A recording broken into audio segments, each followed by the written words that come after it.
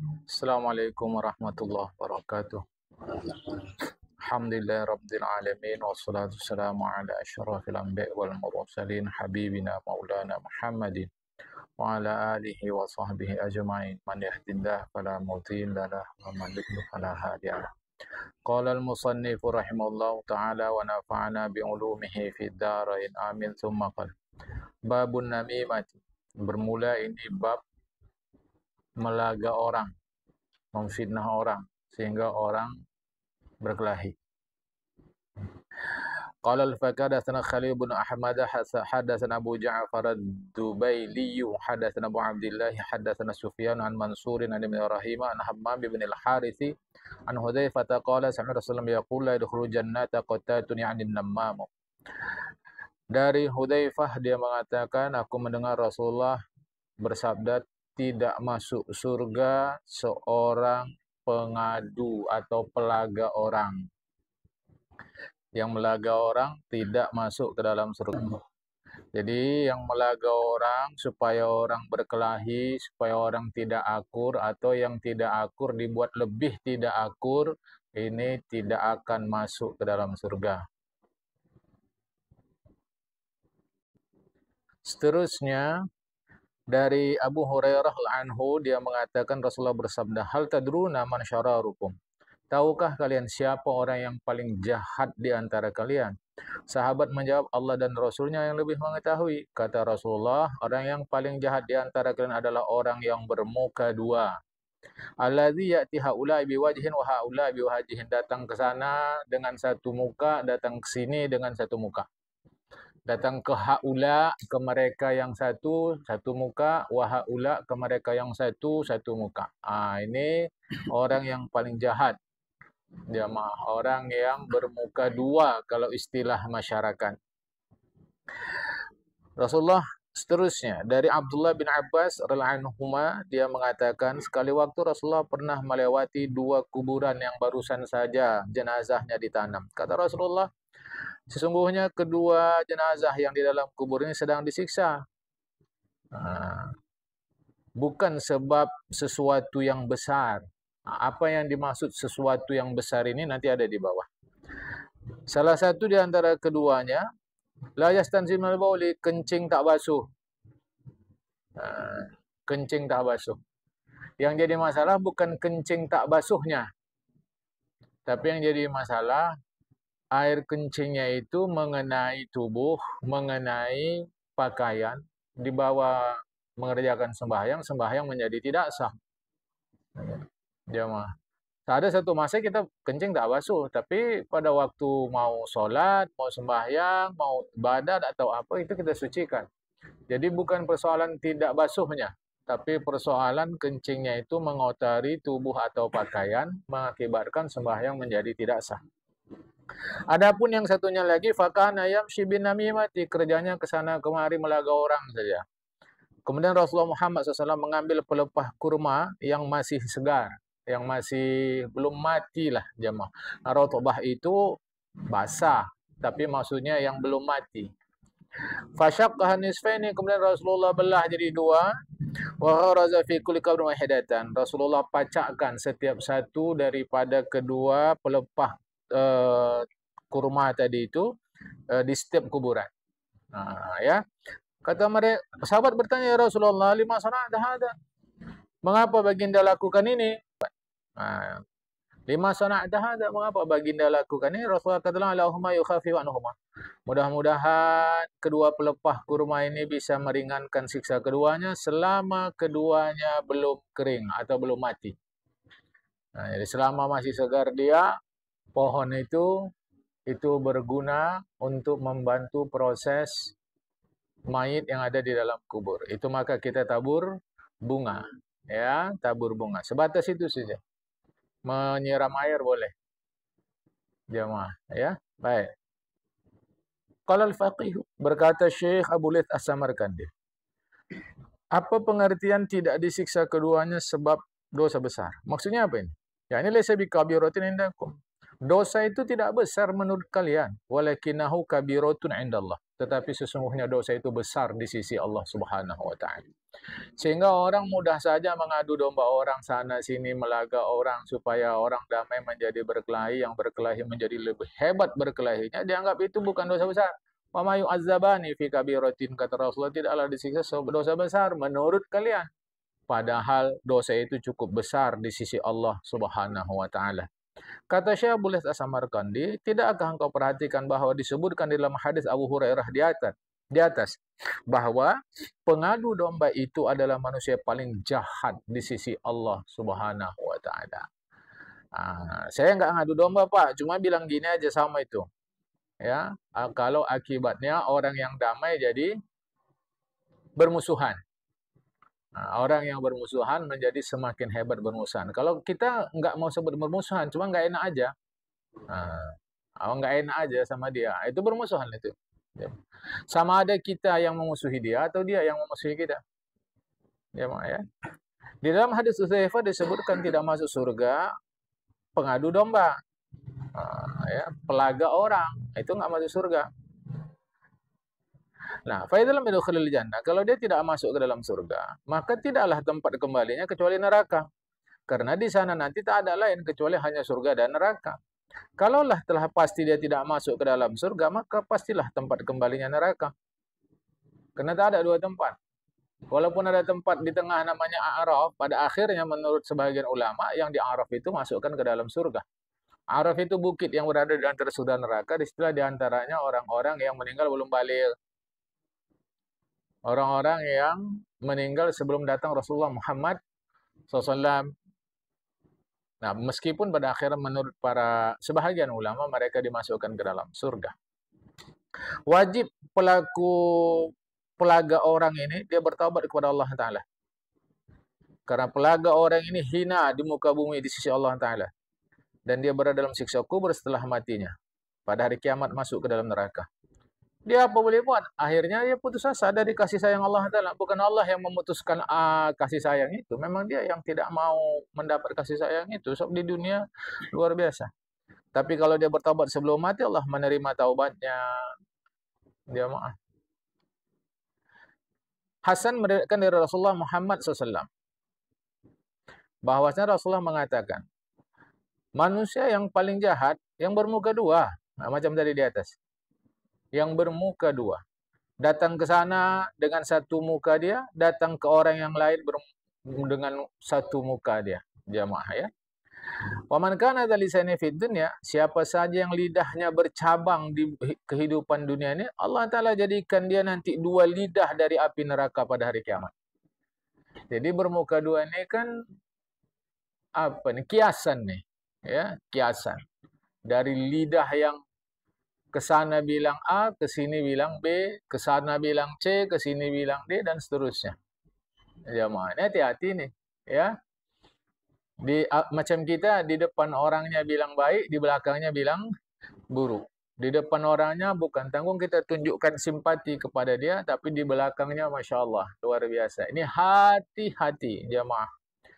Diriwayatkan daripada Qatadah, dia mengatakan, ini kata Qatadah, disebutkan bahwa hamba Allah manusia yang paling jahat adalah Ta'an, yang suka melaknat, mengutuk, mencela. La'an sama jamaah, suka mencela, suka mengutuk. Namam, yang suka melaga orang.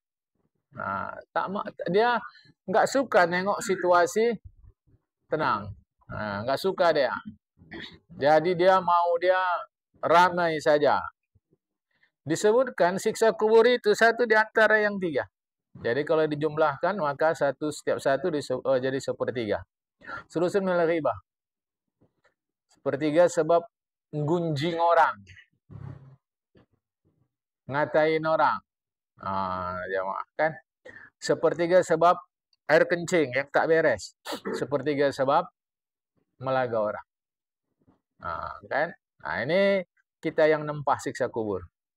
Diriwayatkan dari Hamad bin Salamah, dia mengatakan, ada pernah kisah seseorang menjual budak.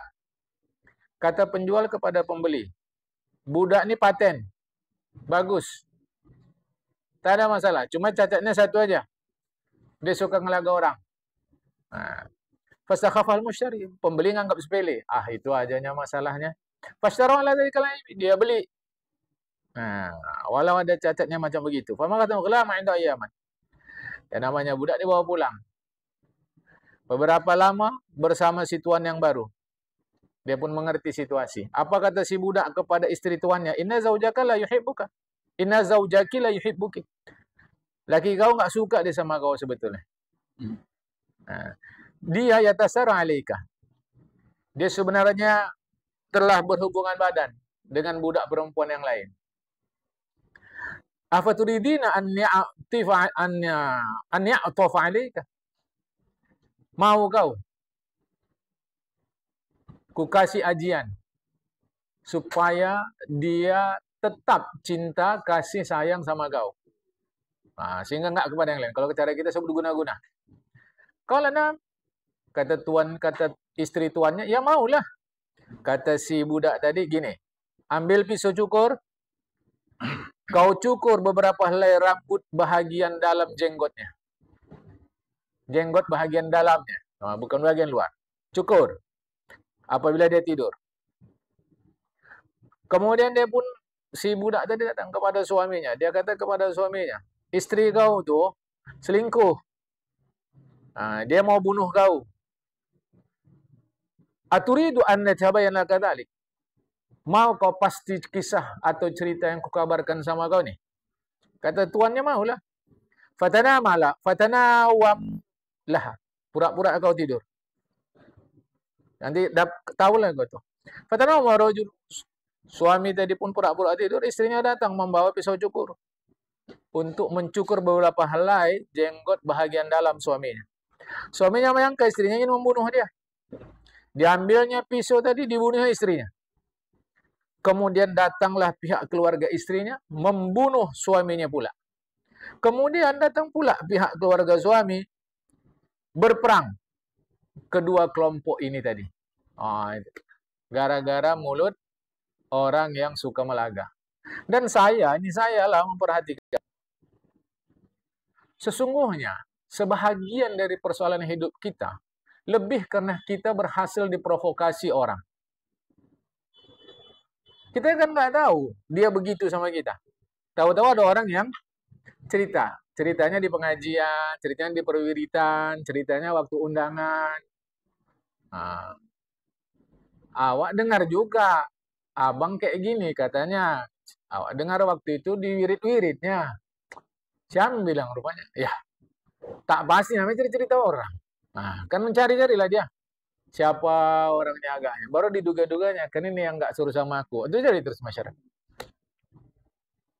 Selalu saja dari mulut provokator itu. Disinilah salah satu amannya kalau kita tidak open atas cerita orang. Biarin aja. Penting kita lurus terus. Apa mau kata orang lah. Yang penting selama kita yakin yang kita kerjakan itu benar menurut agama. Itu saja. Sebab Rasulullah Muhammad SAW sekalipun yang terbaik begitu, ada saja yang tidak suka. Apalagi seperti kita. Ya? Berkata Yahya bin Aksam, yang melaga orang ini lebih ngeri, lebih jahat daripada tukang sihir. Yang melagakan orang ini bisa kerja dia sekejap aja, bisa berhasil. Malah yang malu sehari fi syahrin. Padahal tukang sihir memerlukan masa sebulan. Kalau yang melaga orang ini sekejap bisa berhasil. Maka dia lebih ngeri dari tukang sihir. Sihir dia banyak kerja. Kalau tukang laga orang, cukup si Fulan bilang kau begini. Jadilah itu dah. Apalagi kalau macam kita yang nggak ada kontrol emosi. Sama ada karena kematangan pikiran atau karena kendali agama. Jadi aja lah itu dah. Apalagi dan keluarga pun begitu. Orang tua sama anak pun begitu. Saudara sama saudara pun begitu. Sulan gini. Nah, jemaah. Kan? Disebutkan bahwa pekerjaan orang yang melaga orang ini lebih berbahaya lagi dari kerja syaitan. Karena syaitan itu hanya menimbulkan khayalan dan keraguan saja. Sedangkan kerja pelaga orang ini, dia berhadap-hadapan. Jadi kalau syaitan itu dia hanya menimbulkan khayalan. Dan syaitan itu membisikkan. Sementara kita tak nampak syaitan. Sedangkan orang yang melaga orang langsung nampak sama kita. Tapi kita tak sedar oleh fitnahan dia itu. Jamaah, kita pun terpancing. Nah, kan? Allah Subhanahu wa taala mengatakan dalam surat Al-Masad. Kalau kita sebut ini surat Tabbat, ya, ayat 4. Bismillahirrahmanirrahim. Hammalatal hatab. Dia pembawa kayu bakar. Kebanyakan ahli tafsir mengatakan kayu bakar yang dimaksud di sini adalah tindakan melaga orang. Disebut dia melaga orang sebagai pembawa kayu bakar. Jadi perbuatan dia melaga orang itu diibaratkan kayu bakar karena dia menjadi penyebab permusuhan dan peperangan. Maka jadilah ia bagaikan menyalakan api. Dia bagaikan menyalakan api. Ku dengar kabarnya ini mau ada penggantian pengurus. Kau tah masuk lagi tah enggak? Dah, dia hanya bilang itu aja. Awak yang pening kepala. Apa salah awak diganti ini? Padahal berani pengurus tahun depan ya. Setahun awak gundah. Itulah kerja bahasa orang sekarang keren, provokator. Ya, ngompori. Dia pakai gas 12 kilo tuh. Awak tak bisa tidur. Setahun tak bisa tidur. Dan selama setahun kita mencari-cari. Siapa yang mau gantikan? Kenapa aku diganti? Ini apa masalah aku? Baik-baik aja lah awak setahun ini supaya nggak diganti. Capek. Hidup ini terlampau capek kalau kita berbuat menurut apa kata orang. Ya mah. Capek. Karena kita harus menyesuaikan. Kata supaya jangan gini kata. Capek. Makanya kita menambah beban yang nggak perlu. Tapi kalau hidup berdasarkan apa yang kita yakini, ya udah jalan saja. Kan? Jamaah yang dikasih Subhanahu wa ta'ala. Seterusnya, kata Aksam bin Saifi. Hina, orang hina itu ada 4 macam. Dalam hidup ini orang hina ada 4 macam. Menurut agama dan menurut masyarakat yang cerdas. Satu, yang melaga orang.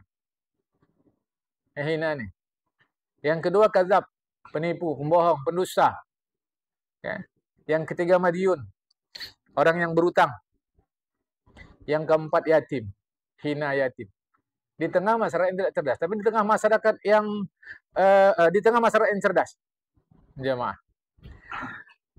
Di tengah masyarakat yang cerdas, ini namam ini nggak ada harga. Nah, dia mau memprovokasi pun orang tahu. Pendusta nggak ada harga. Jemaah. Orang yang berhutang selalu lemah. Nah, anak yatim itu dia tidak dibolehkan terlantar. Selalu ada saja wadah untuk mengurus dia. Semestinya begitu. Jemaah.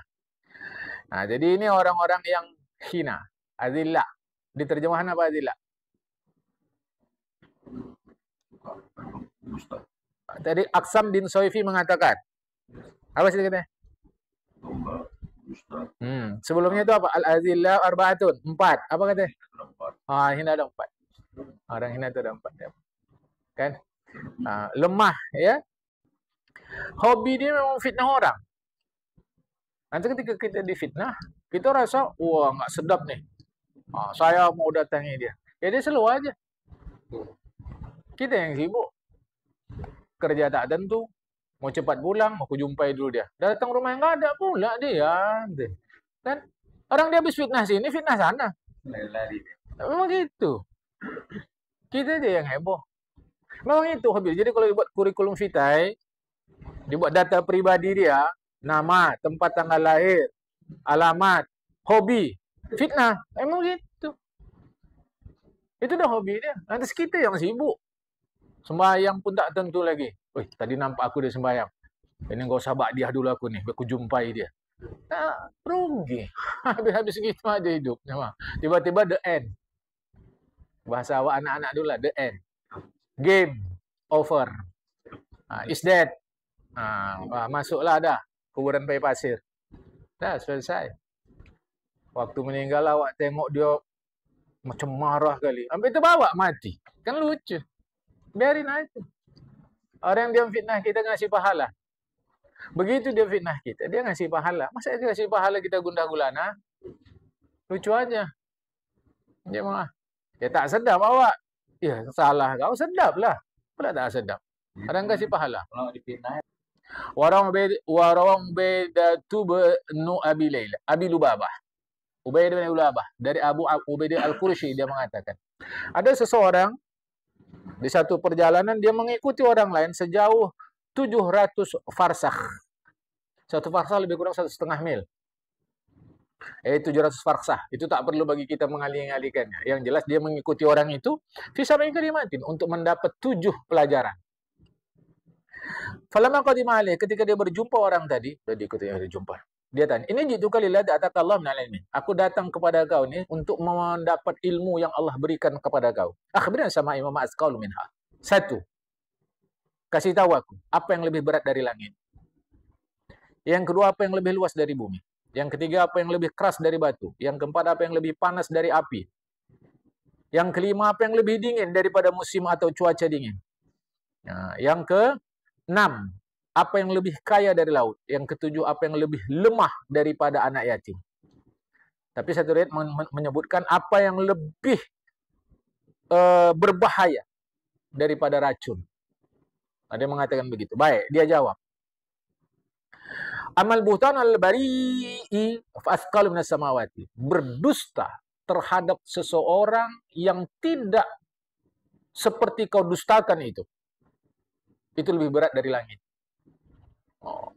Dia tak ada begitu. Kita bilang begitu. Nah, tindakanmu itu membegitukan dia, padahal dia tak ada begitu, itu lebih berat dari langit.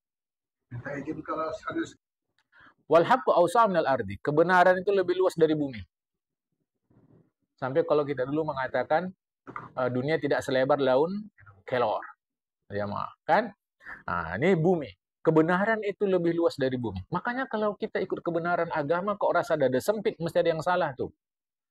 Sebab kebenaran itu lebih luas daripada bumi. Hati yang cukup lebih kaya dari laut. Coba kasih tahu saya, apa yang tidak kita buang ke laut? Apa yang tidak kita buang ke laut? Semua kita buang. Tapi laut tetap ngasih kita. Berarti kaya betul laut itu. Tetapi ada yang lebih kaya dari laut. Apa itu? Hati yang merasa cukup. Hati yang merasa cukup terhadap benda-benda dunia. Bukan hati yang merasa cukup atas pahala. Itu salah. Pahala kita mesti congok. Mesti serakah. Mesti rakus. Mesti loba. Tapi terhadap kepemilikan benda-benda dunia nih, hati mesti cukup. Nah, ini harus hati-hati.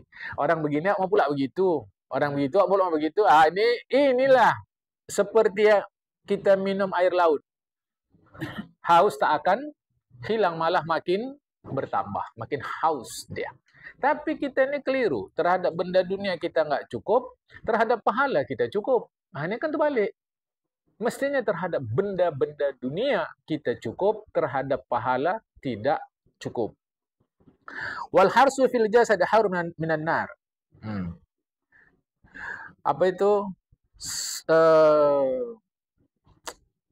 Serakah dalam memenuhi keperluan tubuh itu lebih panas dari api. Nah, itu masuk cukup tak cukup tadi lah.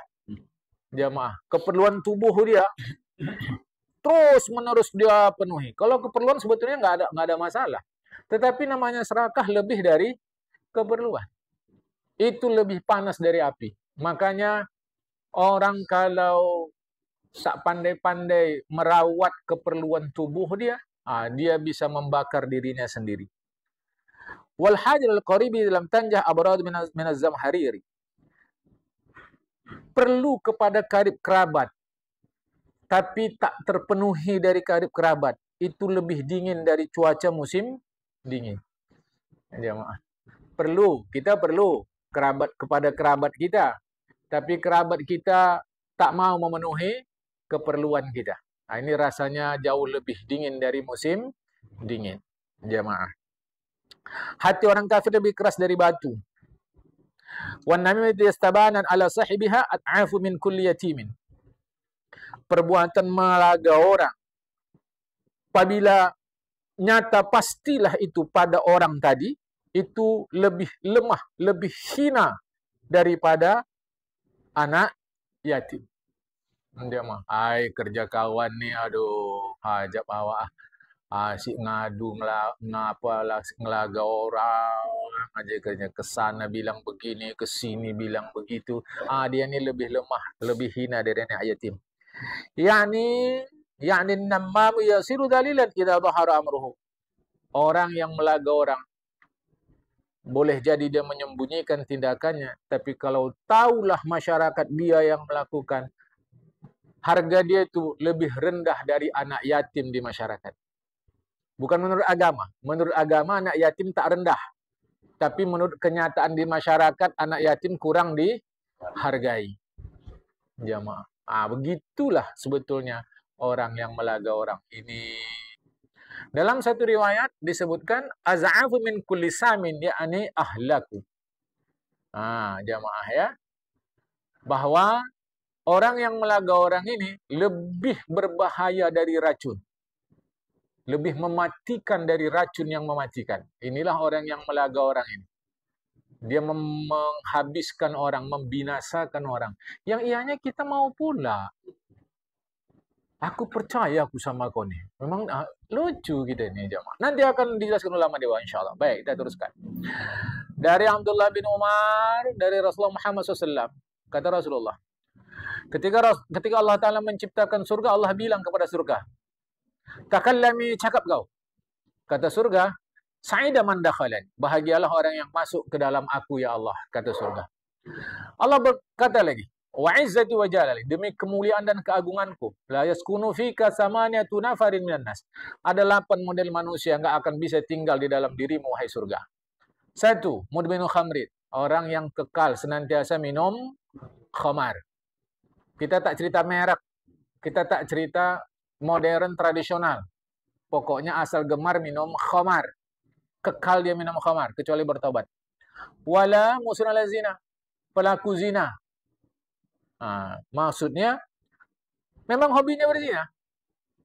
Tak mesti jadi cara cari duit. Dia mah zina aja ke dia. Itulah suka dia. Lain.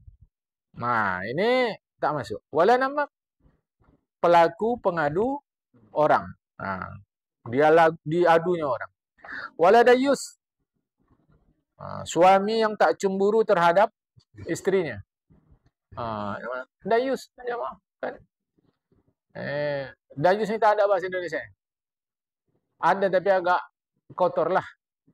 Ya, jamaah. Yang agak halusnya mucikari. Dayus. Jadi suami yang tak cemburu dia sama istrinya. Wala syurti, polisi tak masuk surga. Ya, tentu tidaklah sembarang polisi. Ini maksudnya nyimpang-nyimpang lah jamaah. Kalau polisinya lempang lurus, Gus Dur pernah bilang tuh, di Indonesia ada 3 polisi yang jujur. 1 polisi tidur, 2 patung polisi, 3 jenderal hukum. Jenderal hukum. Jamaah, kan? Jenderal hukum. Itu kata Gus Dur. Jadi polisi tak masuk surga. Tak betul. Tentu yang dimaksud ini polisi yang tak benar. Kalau polisi itu benar, ya mereka masuk ke dalam surganya Allah Ta'ala. Terus siapa lagi yang tak masuk? Al-Mukhannis. Banci. Laki-laki ke perempuan, perempuanan. Atau sebaliknya, perempuan ke lelaki-lakian. Artinya, bukan tomboy ya. Tomboy ini memang perempuan, tapi dia gesit. Macam laki-laki. Ini memang dia mengubah dirinya menjadi sebagai perempuan. Yang terlarang dalam agama. Dia kan? Tak boleh. Wala qati'ur rahmi. Wala qati'ur rahimi. Tak masuk surga itu. Yang memutuskan kontak batin. Ini sudah lama kita kaji. Kemarin kita kaji bab khusus kontak batin. Jadi yang memutuskan kontak batin. Tak masuk surga. Wala ladzi yaqulu alaihi ahadullah illam af'al kada wa kada. Semalam ya fihi bihi. Kemudian orang yang mengatakan, demi Allah aku berjanji, jika tak aku buat begini-begini, kena aku kayak gini-gini. Tapi ternyata dia tak penuhi janjinya. Ringkasnya, orang yang menyelisihi janji, dia tak masuk surga. Jamaah. Dan hebatnya belakangan ini, orang begitu mudah untuk berjanji. Orang begitu mudah untuk berjanji. Tapi begitu mudah pula orang melanggar janji. Ini hati-hati jemaah. Kan? Kalau tak bisa jangan berjanji. Bilang insya Allah, kalau tak, insya Allah itu untuk iya, bukan untuk tidak. Insya Allah itu untuk iya, bukan untuk tidak. Tapi dalam prakteknya kita untuk tidak. Cuma malu bilang tidak, pakai saja insya Allah. Nah, itu berdosanya berkali-kali. Dari Hasan Basri mengatakan, Syekh Al-Hasan Al-Basri rahimahullah mengatakan, man naqala ilaika hadisan fa'lam annahu yanqulu ila ghairika hadisaka. Siapa yang cerita kepada kau tentang orang lain, yakinlah, kata Syekh Hasan Basri, dia akan menceritakan tentang dirimu kepada orang lain. Awak bukan apa nih bang? Jujur aja sama abang nih. Udah lama awak kenal. Kata si Pulan, abang gini. Mak katanya, udah. Nanti ke orang lain, dia pun akan ceritakan tentang kita. Sama tuh. Gak percaya awak. Udah awak percaya dia rupanya ceritakan tentang awak sama orang. Macam mana lemak dia cerita tentang orang kepada kita, begitulah lemak dia cerita tentang kita kepada orang. Yang bilang ulama, kalau aku percaya aja apa yang dibilang ulama aja mah. Kalau kita terserahlah. Kita mungkin lebih percaya politisi daripada ulama. Aku tak tahu. Jemaah kan?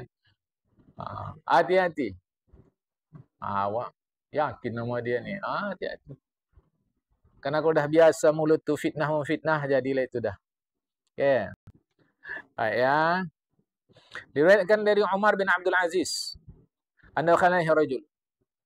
Ada seorang bertamu kepada Khalifah Umar bin Abdul Aziz. Tamu tadi cerita tentang orang lain. Dia bertamu kepada Khalifah Umar bin Abdul Aziz, dia cerita tentang orang lain. Apa komentar Khalifah Umar bin Abdul Aziz? In syi'ta nazarna fi amrika in kunta kadiban. Kalau kau mau,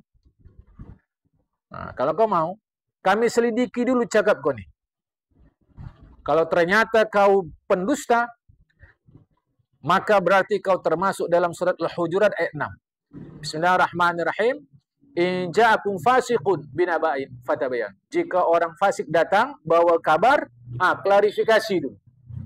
Kalau ternyata kau berdusta, berarti kau termasuk orang fasik. Wa in kunta shadiqan, kalau kau betul yang kau ceritakan tentang orang lain itu, fa anta min ahli hadhihi ayah. Berarti kau termasuk dalam ayat berikut ini, yaitu surat Al-Qalam ayat 11.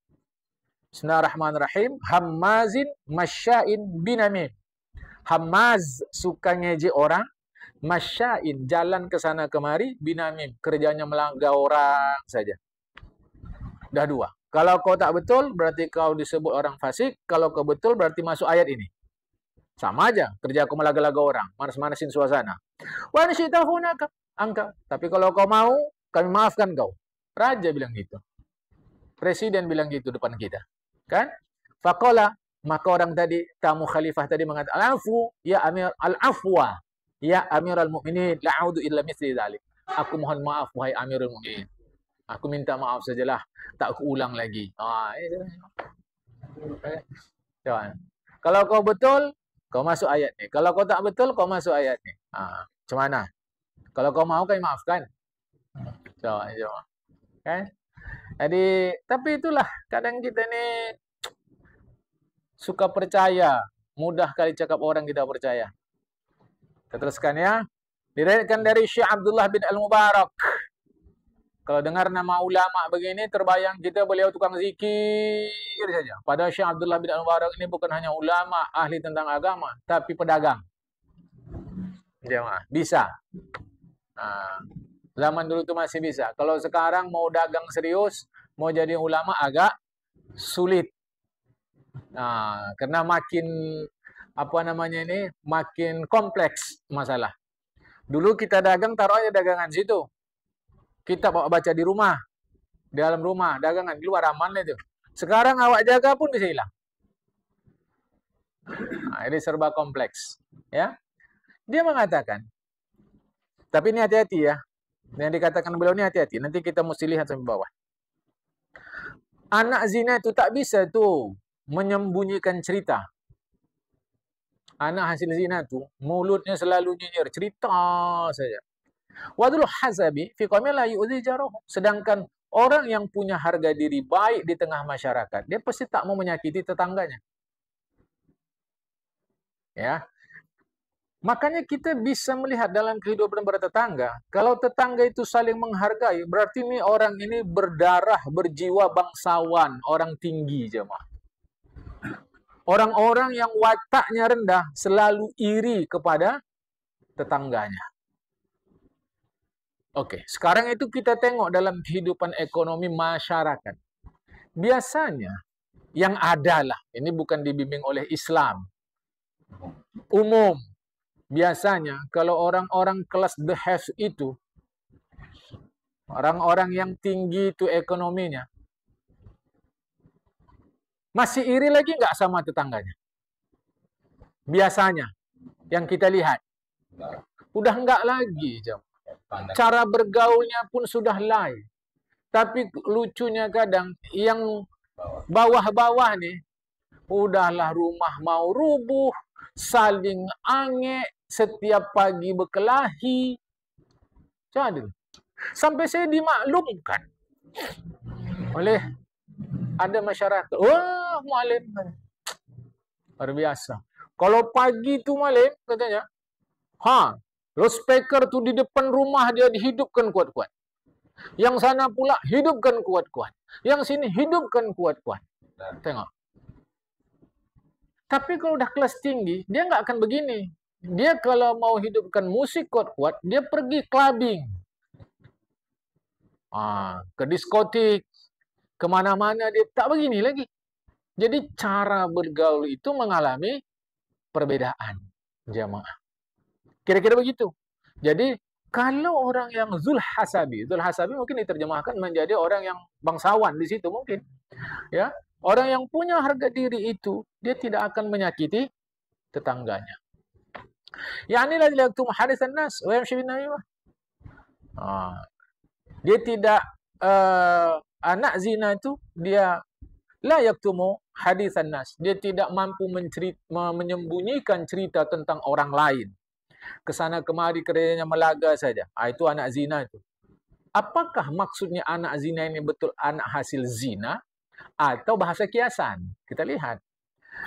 Wa inna lam yakun wala ada zina la katamal haditha. Kalau betul dia bukan anak zina, dia nggak akan mau tuh cerita ke sana kemari. Pasti dia akan diam, dia akan sembunyikan. Dari mana Syekh Abdullah bin Al-Mubarak mengeluarkan pernyataan seperti ini? Berdasarkan Al-Quran surat Al-Qalam ayat 11 sampai 13. Bismillahirrahmanirrahim. Hammazin masya'in binamim. Kerjanya ngejek orang aja. Kesana kemari melaga orang. Manna'in lil khairi. Tak mau berbuat baik. Mu'tadin, melampaui batas. Asimin, berbuat dosa. Utullin, ba'da zalika zanim. Yani, ayat ini cerita tentang Walid bin Al-Mughirah. Walid bin Al-Mughirah ini kemana-mana kerjanya. Mencela orang, mengejek orang, melaga orang. Dia benci sekali kepada agama Islam ini. Dia tidak mau berbuat baik kepada orang. Dia durhaka, dia fajir, berbuat salah saja. Maka orang seperti ini diistilahkan da'iyun. Dal ainiyah pakai tasydid. Yaitu waladuz zina. Anak zina. Jadi bukan maksudnya kalau orang berzina anaknya pasti begini. Bukan. Ini istilah saja. Istilah saja menurut sebahagian ahli tafsir. Jadi tak boleh kita dasar anak zina kau. Oh, tak boleh. Bukan itu maksudnya. Ya, jemaah. Diceritakan ada seorang bijak dari sekian banyak orang bijak. Zarahu ba'da asdiqahi. Sebahagian kawannya bertamu kepada dia. Ya. Jadi orang bijak Ada orang bertamu sama dia. Nah, orang yang bertamu tadi ini bercerita, wa dzakara 'indahu ba'da ikhwanihi, yang diceritakan sebahagian kawan si orang bijak ini. Si bijak A, si B bertamu. Cerita si B kepada si A tentang si C, si D, si E, si F. Begitulah dia. Ini kawan-kawan si A. Apa kata si orang bijak kepada tamunya? Qad abta'ta fi ziyarati, lama kau dah tak bertamu ke rumah aku ni. Tapi sayang, wa'atatin bisalah sejenis itu. Sekali bertamu kau bawa 3 dosa pula kau. Satu, baghatta ilayya akhi. Kau buat marah kawan aku aja.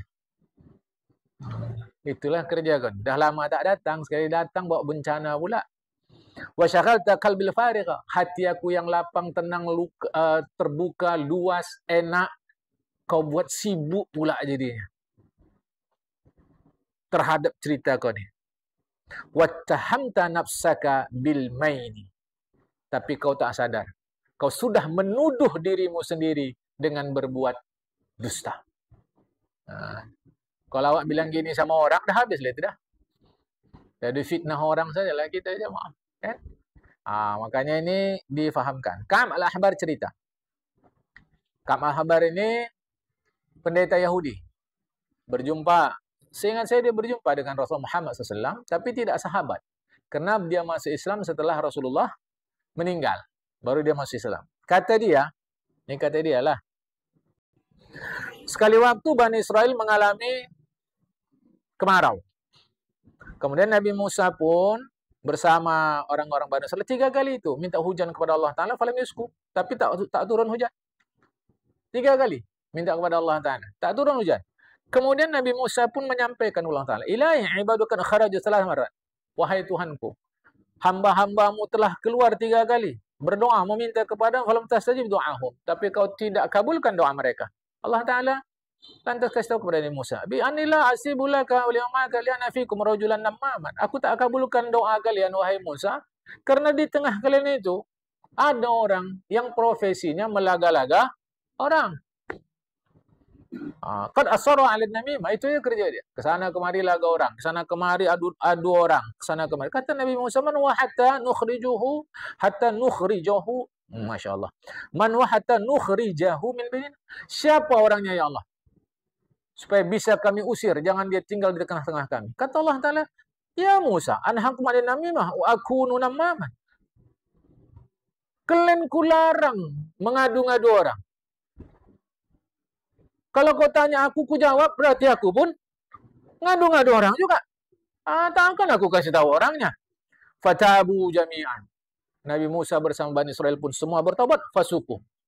Kemudian mereka pun dicurahi air hujan. Itu maka saya berani mengatakan, macam mana berbuihnya mulut kita untuk melakukan doa tolak bala. Bala tetap datang. Bala tetap datang. Kenapa? Syarat untuk tolak bala itu tidak kita penuhi. Jamaah. Lah ini 3 kali Nabi Musa bersama Bani Israel datang kepada Allah Ta'ala tak dikabulkan. Karena syarat tak dipenuhi. Capek awak berdoa. Kenapa bala tetap datang? Kau bilang tak usah berdoa pun, kalau syarat terpenuhi, tak akan datang bala. Okey. Ini orang kafir. Kampung ni atau kota ni orang kafir semua. Satu tak ada beriman kepada Allah. Tapi mereka peduli pada kelancaran paretnya. Ini orang Muslim sini. Oh, masjidnya makmur. Sembahyang luar biasa. Paretnya tak beres. Yang mana yang banjir kalau datang hujan? Datanglah ke masjid. Ya Allah, mudah-mudahan taklah kena banjir kami ya Allah. Paretnya macam. Jangan salah faham. Tak penting beriman. Oh, salah. Bukan itu kita maksudkan. Hal-hal yang ada di alam ini, dia tidak tunduk pada iman kita. Dia tunduk pada alam. Contoh, air mengalir ke mana? Bawah. Doalah macam mana pun supaya air mengalir ke atas. Dia tetap ke bawah. Siapa yang buat? Merek apa damnya? Kan Shimizu. Mana ada merek subhanallah? Itu maksud saya itu. Luaskan cara kita. Luaskan cara kita berfaham. Luaskan. Coba dulu. Bukan maksud kita ada apa-apa. Jangan keliru. Doa aja sama Allah. Beres itu semua. Itu maka saya berani mengatakan. Jangan berkhayal dapat duit banyak dengan sembahyang duha. Nggak ada itu. Ya buktikan sendirilah kita. Kita tengok sendirilah. Duha itu tak ada hubungan dengan banyak sikit duit. Dia dengan berkat, iya. Supaya rezeki itu berkat. Kalau banyak, tengoklah. Itu saudara-saudara kita itu. Yang beridul fitri siapa? Kita. Muslim, non-muslim? Muslim. Yang kaya? Kita. Ada nggak? Tengok dulu. Yang jual baju, Ustaz. Yang jual baju. Coba dulu. Coba dulu. Awak cukup? Doa saja dah. Aku mohon ya Allah, adalah kuih depanku ni ya Allah, adalah kuih depanku ni ya Allah. Si orang non-muslim jadi tak ada doa-doa, ada di bancuhnya aja. Tap, ada kuih depan dia. Hal-hal yang nanti namanya ayat kauniyah. Kaf, waw, nun, ya, tabulat. Kauniyah. Ayat-ayat Allah, tanda-tanda kebesaran Allah yang terkait dengan kauniyah alam ini, dia tunduk dengan aturan alam yang Allah buat. Kalau orang barat, non-muslim sebutnya hukum alam. Kalau kita sebut sunnatullah. Dia tak tunduk dengan doa itu. Jemaah. Tak tunduk. Nah, ini kita rame-rame dulu ke masjid nih. Minta sama Allah supaya jangan hujan. Yang sana tak minta sama Allah. Tapi direkayasa orang tu awan nih, digerakkan ke sana. Kan bisa itu dengan teknologi. Awak tetap hujan, sana tidak. Baru kata kita, cemana agama kita nih? Bukan cemana agama kita nih. Dia dengan ilmu dia digeser. Oke. Pohon sawit. Yang bukan pohon sawit. Yang mana nyerap air kalau ditanam? Kalau air turun hujan, yang mana air ditahan oleh pohon mana? Sawit bukan sawit? Bako tepi laut. Kalau sawit kan dia dataran tinggi. Jadi lahan ini pohon-pohon biasa, pohon-pohon alami. Tebang, ganti pohon sawit. Datang hujan, set. Pohon yang mana yang menahan air? Yang ditebang. Karena itu tempat dia. Tahu-tahu kita tanam sawit. Terjadi banjir. Kita bilang bencana. Bencana alam atau bencana manusia nih? Manusia, jangan alam disalahkan. Ditanam. Itu akar sawit tidak mampu menahan air. Dia nggak mampu menahan air. Yang menahan air itu akar daripada pohon-pohon yang memang alam di situ.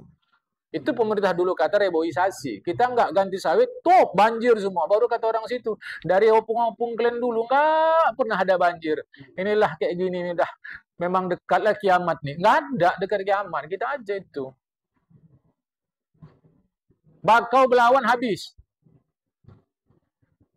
Kita nggak usah pakai, memang nggak pakai agama ngajinya, pakai ilmu. Bakau itulah yang menahan semua. Semua, abrasi itu semua, terus hewan-hewan itu jadi bagus. Itu bakau, itulah. Bakau dihantam, ya habiskan. Apa tak hancur kita? Ya, baru kita bilang sabar berhadapan dengan cobaan Allah. Kita sendiri. Ayo. Belanda itu kotanya di bawah laut. Bisa. Coba dulu jamaah di bawah. Nah, jadi hati-hati. Maksud saya begini. Jangan mudah-mudah kita menuduh ini bencana alam atau ini murka Allah Ta'ala. Salah-salah karena kita yang tidak pandai bersahabat dengan alam. Salah-salah. Jamaah aku pun tak berani juga lah menuduh. Kita lah yang tengok segalanya. Itu contohnya Nabi Musa AS. Doa tak dikabulkan. Sebab di tengah kalian ada yang kerjanya melaga orang. Nah, setelah ditegur dia, baru taubat dia. Bahkan Nabi Musa bersama seluruh Bani Israil taubat. Hujan pun datang. Disebutkan bahwa Sulaiman bin Abdul Malik, Amirul Mukminin, dia duduk-duduk macam tadilah Umar bin Abdul Aziz. Wa indahu Zuhri, di sisi beliau ada seorang ahli hadis, yaitu Al-Imam Zuhri. Sedang duduk dua-dua begini, tiba-tiba datang tamu yang lain. Amirul Mukminin Sulaiman bin Abdul Malik pun bertanya kepada dia, "Barangkali anaka waqa'ta fiyya?" Sampai kabar sama aku dah, kau buruk-burukkan aku. Wakul tak kata-kata, kau bilang aku begini, begitu, begini, begitu. Kata orang tadi, mafal tu. Mana ada aku buat? Mama aku syai'an min fika. Tak ada aku bilang Tuhan begitu, nggak ada itu. Kata Amirul Mukminin Sulaiman bin Abdul Malik kepada dia. Yang bilang sama aku ini orangnya jujur. Engkau bilang gini-gini. Nggak ada. Yang bilang kau tuh, bahwa kau begitu-gitu sama aku itu. Orangnya jujur tuh dia. Apa komentar seorang ulama yang bernama Imam Zuhri. Yang ada di situ. Kata Imam Zuhri, la yakunun nammamu saduqan. Sejak kapan pula tukang laga orang jujur, wahai Amirul Mukminin? Gitu kan? Kata Amirul Mukminin, sadaqta, betul kau wahai Zuhri. Orang tadi ini, izhab, bisa pergi kau dah, aman kau dah, nggak ada. Itu tuduhan-tuduhan aja itu. Boleh paham cerita ini? Jemaah. Ini ya kita pun macam saya bilang tadi lah, hati-hati. Jangan mudah-mudah percaya cakap orang. Jemaah ini apalagi sekarang nih. Sekarang ini dah tak berketentuan lagi kita dah, jemaah. Tak bisa lagi kita mudah-mudah. Ya? Baik. Wa qala ba'du hukama. Sebahagian orang-orang bijak mengatakan, man akhbaraka bi syatam ya nakhin fa syatim, la man syatamaka. Siapa saja yang kasih kabar kepadamu tentang seseorang bahwa orang itulah yang menuduh kau begini-begini, maka yang bawa kabar itulah sebenarnya yang menuduh kau, bukan orang yang dikabarinya. Saya datang kemari, saya bilang si fulan-fulan nuduh gini-gini. Sebetulnya yang tukang tuduh itu saya, bukan si fulan. Itu kata orang bijak. Karena kita ini payah ngontrol mulut jamaah. Kita ini payah. Gitu ya. Seterusnya Wahab bin Munabbih mengatakan, man madahaka bima laysa fala ta'man an yadhummaka bima laysa fika. Kata Wahab bin Munabbih, siapa yang memujimu padahal sesuatu yang dipuji itu tak ada pada dirimu, maka jangan kau merasa aman bahwa dia satu masa akan mencela kau, mengejek kau, memfitnah kau, padahal kau tak seperti itu. Kita tak ada. Dia puji kita. Padahal benda yang dia puji itu tak ada sama kita. Hati-hati. Nanti kau akan difitnahnya. Tapi awak kan kalau dipuji orang, Masya Allah. Kata awak. Naik hidung tu, kuping tu, kembang-kembang tak tentu. Macam tak jejak bumi awak lagi. Kau dah dipuji orang. Hati-hati. Satu masa dia akan cela kau. Dah, ini mungkin bagian penutup nih. Berkata Syabli Samarkandi, jika orang datang sama kau, dia bilang bahwa si fulan telah membeginikan, menggitukan kau. Wa qala fika kada wa kada, dia bilang kau begini, begitu, begini, begitu. Kalau ada orang datang bawa kabar begini kepada kau, menceritakan orang lain, memburuk-burukkan kau, fa inna yajibu 'alaika sittatu asya'a. Ada 6 perkara yang wajib ada pada kamu. Jadi kita datang si fulan, dibilang si fulan pada kita, si fulan yang itu menggini-ginikan kau, menggitu-gitukan kau, dia buat kau begini, begitu, yang buruk-buruk. Maka kepada orang yang bawa kabar nih, kau mesti punya 6 perkara. 1, Allah tusaddiqahu. Jangan betulkan dia. Awak betulkan dia, langsung ngamuk awak kan? Paning, tak sangka aku. Allah tusaddiqahu. Jangan betulkan orang yang bawa kabar nih. Mengapa? Karena yang suka melaga orang, kesaksiannya ditolak menurut agama Islam. Perhatikan Al-Quran, surah Al-Hujurat ayat 6 tadi. Wahai orang beriman, kalau datang orang fasik membawa kabar berita, klarifikasi dulu. Karena takutnya nanti kalian bisa berkelahi sebab ketidaktahuan itu. Nanti kalian nyesal. Kesudahan awak sama orang tadi berantem. Gara-gara informasi yang dia bawa. Padahal ini kena informasi yang salah. Nanti nyesal kalian. Yani fasik bil khabar. Kalau orang tak betul bawa kabar, perhatikan berita itu betul-betul. Wala ta'jalu. Jangan tergesa-gesa memastikannya. Likaila tusibu qauman bi jahalatin, supaya kalian tidak saling berkelahi sebab informasi yang salah. Ini kan kita banyak nggak bagus karena katanya ini. Katanya. Maka selalu saya katakan, datang langsung jumpa orangnya. Tanya, betul tidak dia begini-gini? Ini jadi kita ini istilahnya persepsi. Apa yang kita fahami padahal tidak itu yang terjadi sebenarnya. Hanya karena dengar dari cakap orang, cakap orang, cakap orang, cakap orang, cakap orang. Itu nomor satu. Nomor dua, antanhahu anzalik. Larang dia jangan buat kayak begitu. Karena amar ma'ruf nahi mungkar itu hukumnya wajib. Rujuk surah Ali Imran 110. Allah katakan, jadilah kalian orang atau masyarakat atau umat yang terbaik yang pernah diciptakan Allah Ta'ala dengan syarat amar ma'ruf nahi mungkar. Jadi kita umat Islam ini baru jadi yang terbaik kalau laksanakan petunjuk syarat. Di antara petunjuk atau syarat itu amar ma'ruf nahi mungkar. Ini kita kadang nggak peduli. Biarin aja, itu urusan dia, bukan kita. Maka kita nggak jadi baik-baik. Ya, dah. Itu yang kedua. Yang ketiga, antabghadha fillahi ta'ala. Marah kau sama dia. Tapi karena Allah. Bukan marah karena pribadi. Kita harus mampu membedakan. Marah karena Allah. Karena dia durhaka sudah. Marah kepada orang durhaka wajib. So Allah Ta'ala pun marah sama dia. Jadi bukan marah karena kita tersinggung. Bukan. Bukan. Tapi marah karena dia buat maksiat. Yang keempat.